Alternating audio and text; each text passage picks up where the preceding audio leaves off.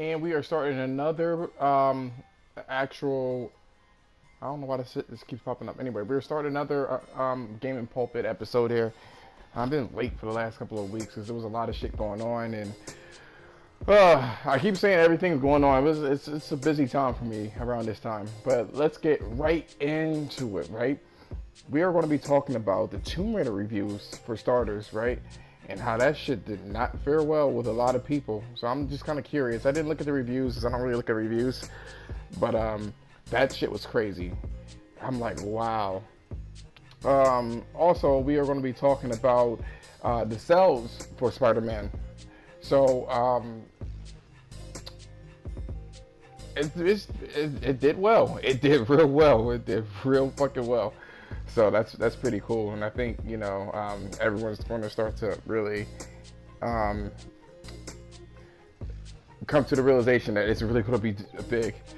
And lastly, I want to do like a personal experience, not a review of Spider-Man so far, but just like what I mean, like to kind of see what's going on. I mean, to kind of like talk about the game, and what I've noticed so far. So I'm not going to review it, but I don't know why this shit is escaping me. So anyway, let's talk about Tomb Raider reviews. It's gotten lost in the hype of, Spider-Man and the Call of Duty, and then the Battlefield. It's kind of lost in all of that drama. So it's just really interesting. Especially when it comes to like the fanboys and stuff like that. And people were saying that it's a game that could compete this year, and it's a shame. I personally was a really big fan of Tomb Raider years ago, like back in the 90s with the old PlayStation versions. And when they released it again, they gave it to Crystal Dynamics. I was not feeling that shit. Absolutely not feeling that shit. So I wasn't happy about that. But at least she could flip when they reboot the series. When they rebooted the series, she was able to flip and all this other acrobatic stuff. And then they did this whole origin story, which I thought that they were going to just have an origin part in the first game, and then she would be able to do the flips and shit like that. But they wanted to just drag out this origin story in 3 games without changing the actual formula. And honestly, I think that it's now hurting them. People are not really fucking with that game. It's just too similar. It's too much like Uncharted. It doesn't have this real identity, and then the identity that it has is just not that great. Honestly, it's just really not that good. But I saw here on GameSpot they gave it a 6 out of 10. IGN gave it a 9 out of 10. Like, what the fuck's the difference between that? Like, I don't know what's going on. There was another review at the Telegraph. They gave that shit a 2 out of 5. It's not doing well, honestly. It's not. You know what I mean? So I'm like, I don't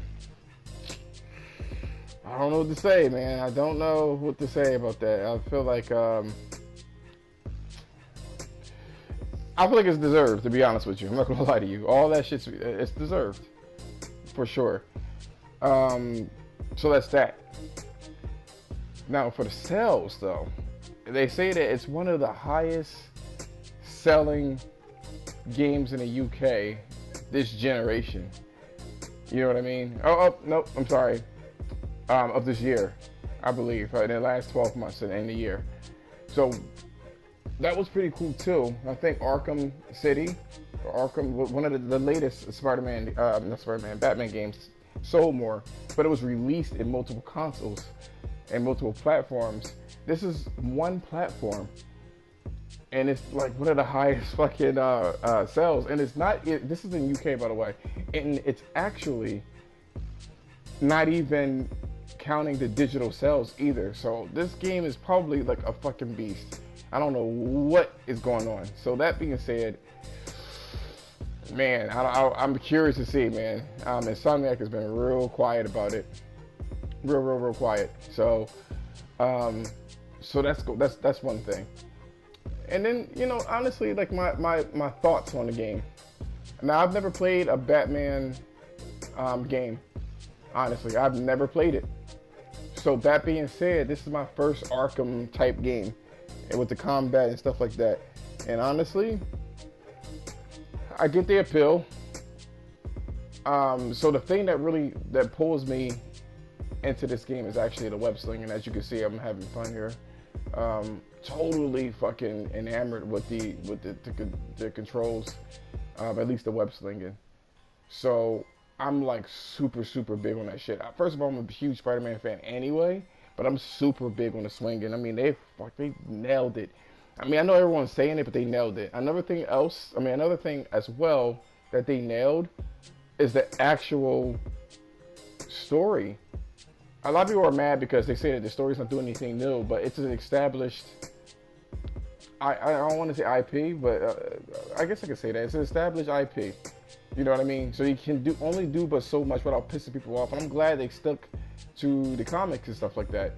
Even when I used to watch the Spider-Man animated series in the 90s, you kind of know what was going on and stuff like that, but it was cool to see it animate and everything like that. In this game, they stuck true to the series, and that's what you want. That's what you want. You want it to stick true to the series. You do not want it to deviate too much. The modeling of the New York is really nice. It's dense. It's dense as fuck.